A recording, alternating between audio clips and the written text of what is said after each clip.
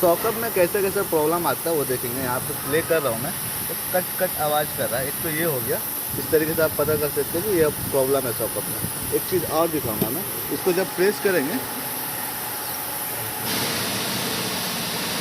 तो ये फटाक से फेंक रहा है। तो फटाक से फेंकने से है ना क्या होता है, तो उसका ना गड्ढे में जाएगा तो घट घट आवाज़ आता है। दो हो गया। और तीसरा क्या होता है, यहाँ से है ना ऑयल लीकेज हो जाता है। ऑयल लीकेज भी हो जाता है तो सॉकेट ख़राब हो जाता है, मतलब उसमें प्रॉब्लम है, उसको चेंज करना पड़ेगा। इस तरीके से आप चेक कर सकते हैं। यहाँ पे देखेंगे कट कट कट कट आवाज़ आ रहा है। इस तरीके से चेक करना है सॉकेट।